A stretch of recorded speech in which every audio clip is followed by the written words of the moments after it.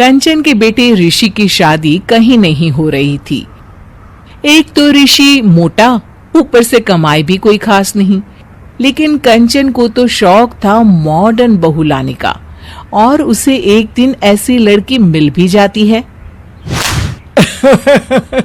हमें तो आपका ऋषि बहुत पसंद है, लेकिन मैं आपको साफ साफ बता देती हूँ, मेरी बेटी के शौक थोड़े से अलग है बहन जी।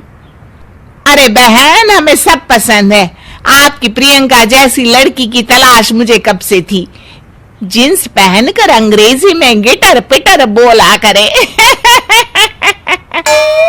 अरे बहन जरा सुन तो लो, मेरी बेटी के शौक क्या क्या है। अरे नहीं नहीं बहन, बस लड़की को देख लिया तो सब कुछ देख लिया।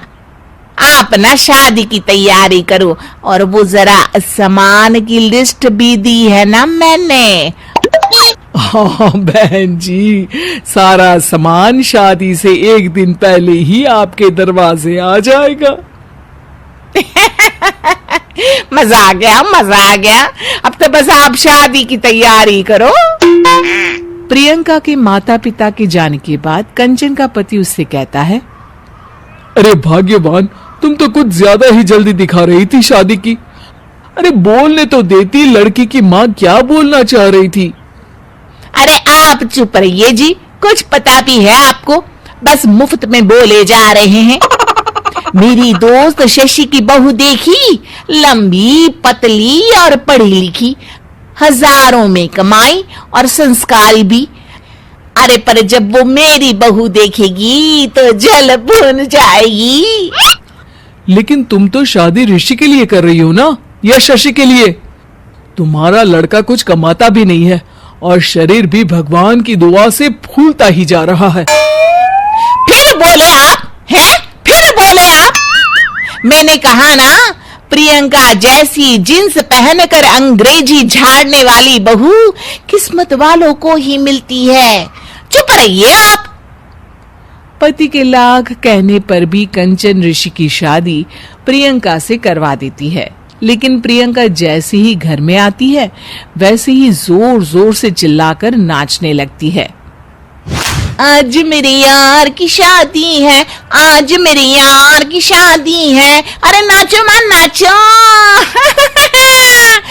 आज मेरे यार की शादी है। कंचन, उसका पति और ऋषि ये देखकर हैरान रह जाते हैं। लग रहा है बहू को शादी की बड़ी खुशी है। हाँ हाँ, बहू क्यों नहीं, हम भी नाचेंगे। अरे नाचो नाचो जी, मुंह क्या देख रहे हो, चलो चलो नाचो, बहू कह रही है।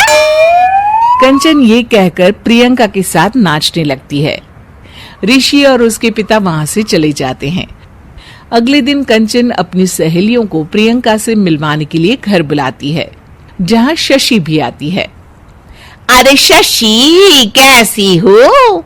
मैं ना तुम्हें प्रियंका से मिलवाती हूँ।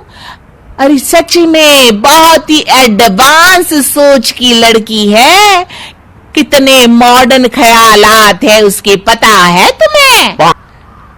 अरे हाँ कंचन, जरूर, बच्चों की शादी अच्छी ही होनी चाहिए, और वैसे भी तुझे तो शुरू से ही ऊंचे ख्याल की बहू चाहिए थी।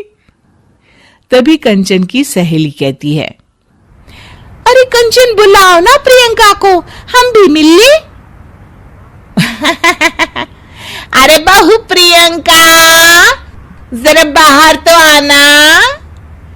कई बार आवाज देने के बाद भी प्रियंका बाहर नहीं आती है तो कंचन को बुरा लग जाता है। वो उसे लेकर बाहर आती है, लेकिन ये क्या, प्रियंका लड़खड़ाती हुई बाहर आती है और उसके हाथ में शराब की बोतल होती है।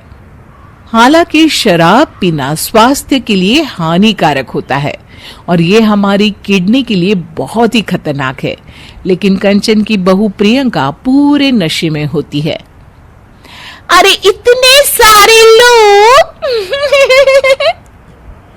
ये कहकर वो शशि के पास जाती है।